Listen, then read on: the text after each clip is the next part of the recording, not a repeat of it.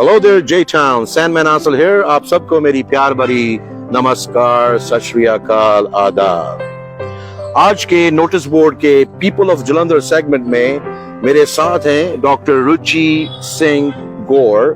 She is the CEO of the unity critical care multi specialty hospital right here in the centre of town, Pratapbagh. आज madam, जो मेरे एक मन को छूने वाली बात है, जिसके लिए मैंने पहले भी बहुत क्वेश्चन उठाए थे। जब मेरी मदर बीमार थी, when she was at her deathbed, end of life, 3-4 महीने वो bedridden थी, तो the palliative care की पहली तो बहुत कमी है जलंधर में।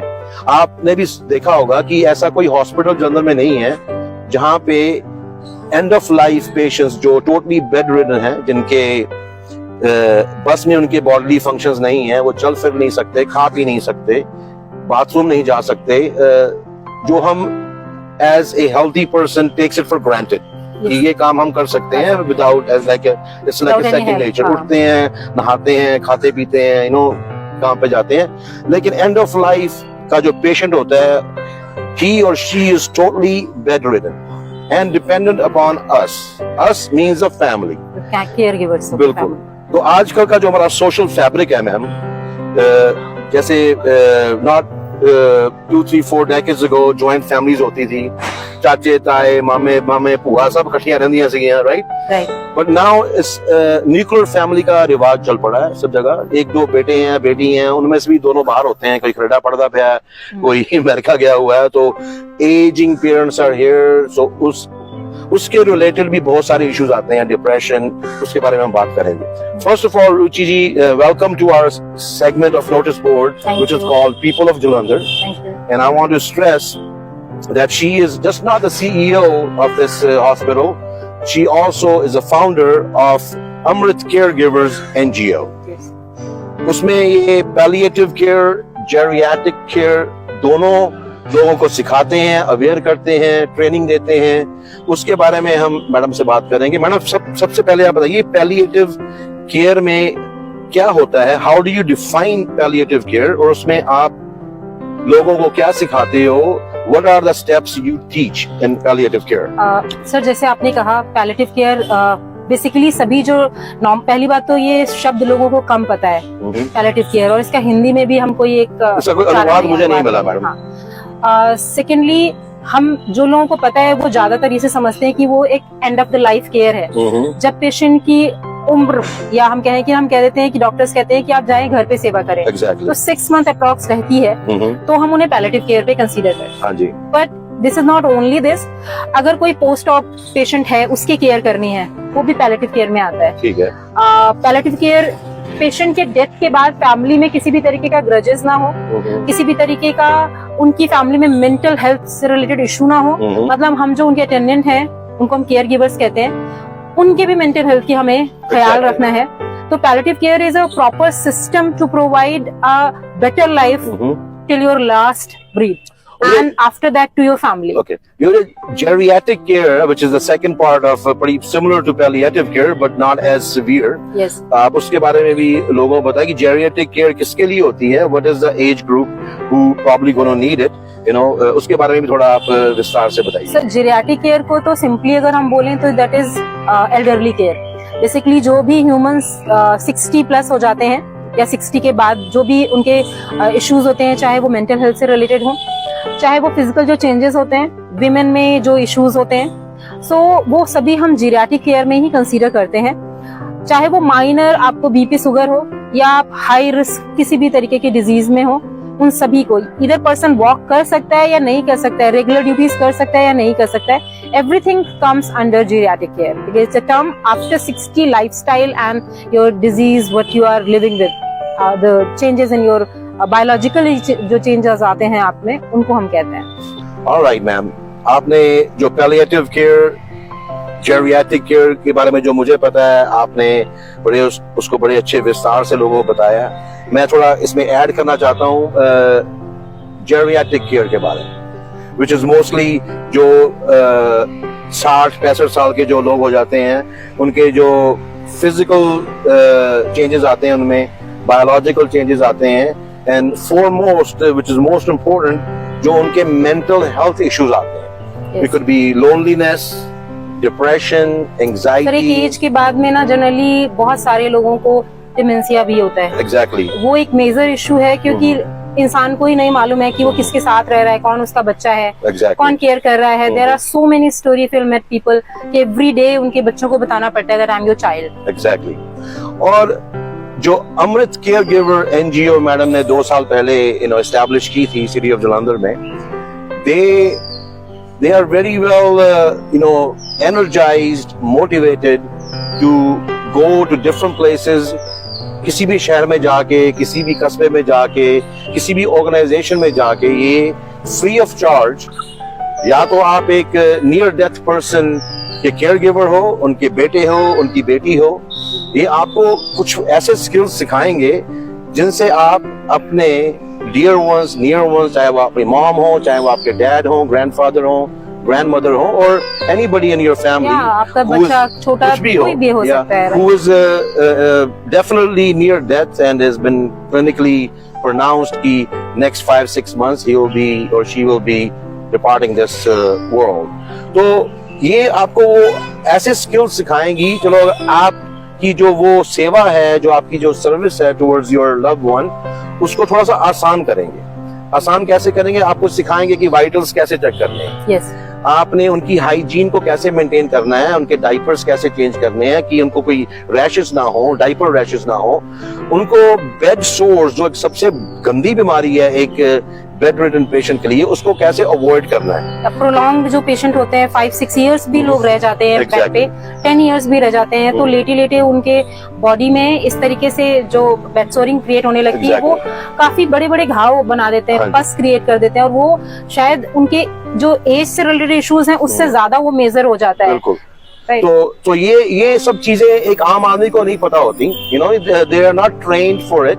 They never expected they will be doing this in their life, so they never felt in need कि हमें ये सीखना चाहिए. ठीक है ना सर? बहुत छोटी सी चीज है, जैसे हम तो ये बात कर रहे हैं कि नियर डेथ पेशेंट है, बट अगर सभी के यहाँ बेबी होते हैं, सी सेक्शन किसी का हुआ है या नॉर्मल डिलीवरी हुई है, उस फीमेल के बॉडी में जो चेंजेस हैं या ब्लीडिंग है या फर्दर जो चीजें हैं या मेंटल हेल्थ इश्यूज हैं, बच्चा भी है, फीडिंग भी करना है, एनीथिंग उससे भी रिलेटेड जो घर पे केयर गिवर्स हैं उनको पता होना चाहिए कि फर्दर उस फीमेल में कोई तरीके के कॉम्प्लिकेशन ना हो प्रेगनेंसी से रिलेटेड, उन टांकों में कोई पस ना पड़े, क्लीनिनेस कैसे मेंटेन करनी है, बीटाडीन कैसे यूज करनी है, राइट, एवरीथिंग, क्या खिलाना पिलाना है वो भी, न्यूट्रिशन वैल्यू, या दैट इज आल्सो इम्पोर्टेंट. बच्चे की केयर कैसे करनी है, बच्चा प्री मैच्योर हुआ है उसकी, तो पैलिएटिव केयर में बहुत सारे सेक्शंस है, you can cover not only this, but हाँ मेजरली अगर हम बात करते हैं तो हम कंसीडर यही करते हैं एज पर द बुक कि हाँ जो लोग end of the life care है, डिग्निफाइड डेथ, मतलब हम ये भी कहते हैं कि life with dignity, death with dignity. एक पुलिस ऑफिसर है, आर्मी ऑफिसर है, एक डॉक्टर है, और वो जब नियर बाय डेथ पे मतलब होता है, तो उसको वो शायद ये पसंद नहीं करता या करती है कि कोई उसे टॉयलेट में विदाउट कपड़ों के लेके जाए, राइट, उनके लिए बहुत सिंपल होता है, या उन्होंने बेड में टॉयलेट कर ली हुई है. उन सब चीजों को देखते हुए अगर हम बात करते हैं ना, क्योंकि वो एक डिग्निटी जो उनके अंदर होती है, दे फील लाइक कि गॉड अभी मेरे को ले लो, बिकॉज मैं अपने बच्चे, या अगर कोई फादर इन लॉ और उसकी बहू, मतलब और बेटा यहाँ नहीं है और उसकी डॉटर इन लॉ उसकी सेवा कर रही है and she is changing diaper, तो ये एक फादर इन लॉ के लिए बड़ा कॉम्प्लिकेटेड होता है. सोशल स्टिग्मा मान लें आप, या ये मान लें कि देखिए वो बहू है, राइट, तो बहुत कुछ होता है, लेकिन हम यहाँ पर उन्हें एज अ पेशेंट ट्रीट करेंगे. हम उनके घर वालों का क्या कर सकते हैं, लाइक क्या हेल्प कर सकते हैं, वी कैन ट्रेन देम कि जो आप काम 5 घंटे में कर रहे हो वो आप शायद 5 मिनट में कर सकते हो.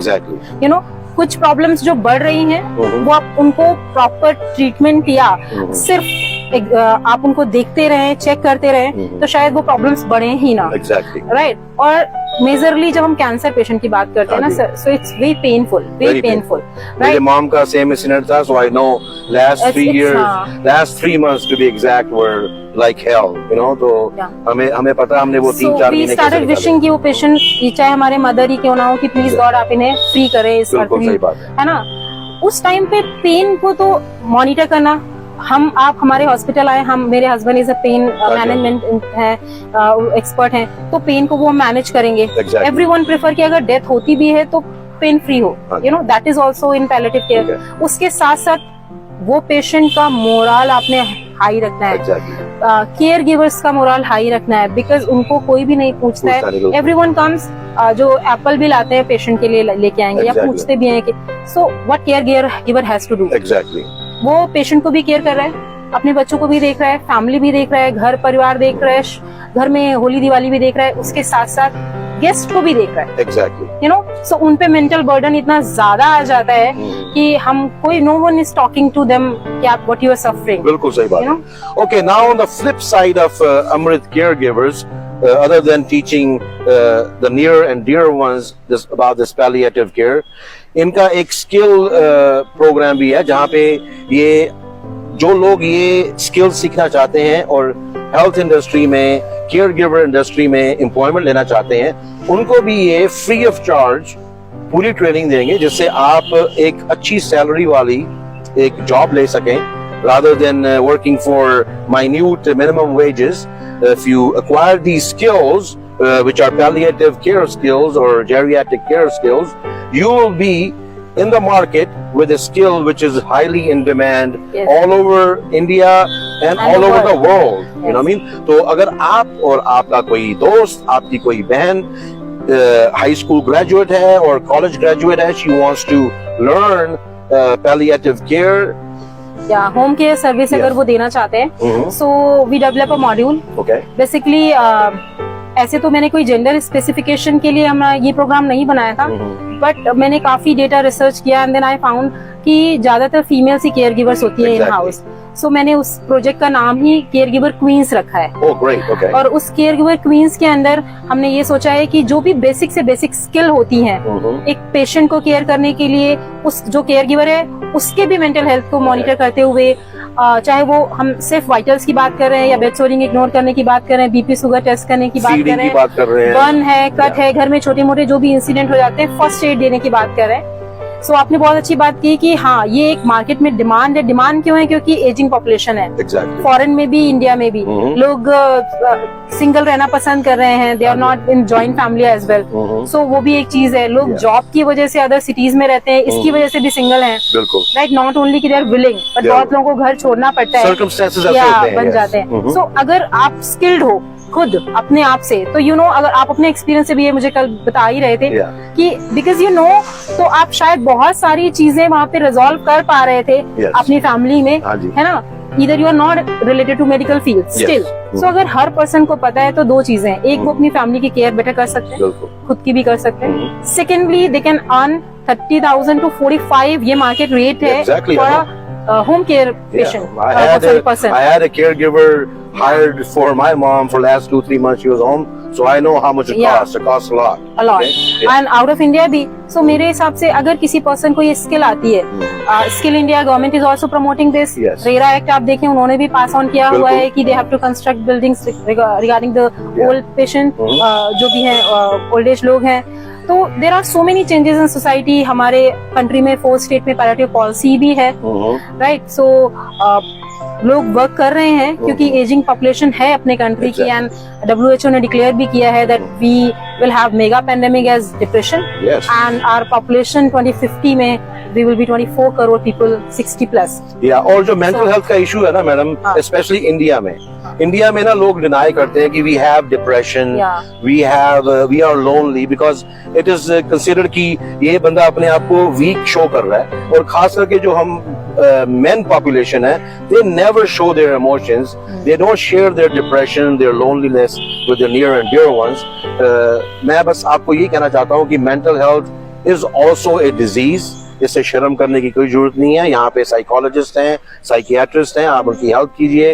आपको शायद थेरेपी चाहिए हो या मेडिकेशन चाहिए हो, या समटाइम्स सिर्फ आपको एक पर्सन चाहिए जो आपकी बात सुन सके। दैट इज आल्सो सो आप अगर आप डिप्रेशन से पीड़ित हैं तो उसको इग्नोर ना करें, क्योंकि उसका जो duration of time being in depression, it progresses to severe depression. उससे लोग पागल भी हो सकते हैं, पैनिक अटैक आते हैं लोगों में, कार्डियक अरेस्ट आते हैं, उसमें बीपी शुगर इश्यूज बढ़ते हैं, आपका लाइफस्टाइल चेंज होता है, you are not eating properly, not sleeping properly. Exactly. So now let's wrap it up, and all these services, all the training, the seminars, the awareness campaign she does, Dr. Ruchi Singh Gore, is all free of cost. Yes. मैं इनके numbers यहाँ पे screen पे चलते रहेंगे, आप इनको call कर सकते हैं, आप अपनी इनको रिक्वायरमेंट बता सकते हैं कहाँ पे आना है, ये अपनी टीम एमओज की, अपने नर्सिंग स्टाफ की, इनके अदर मेडिकल प्रोफेशनल्स हैं, वो आएंगे, आपको वेरी इलेबोरेट तरीके से सब कुछ सिखा के जाएंगे, once again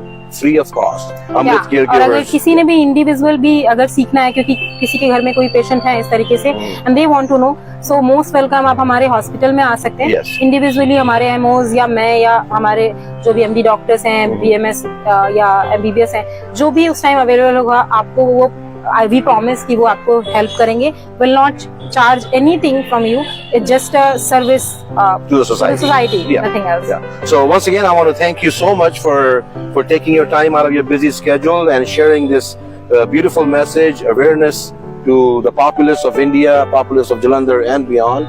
So hopefully people will join in and aware and avail your services, Thank you. and we can have a better and a beautiful Society, future yeah. society and the end of lifetime for whoever it is, mom, dad, grandma, grandpa, will make it a little easier. We can't eradicate their pain, but we can ease their pain Yeah, obviously. by being informed, being educated, and applying those skills in those need of the hour. So thank you all for watching.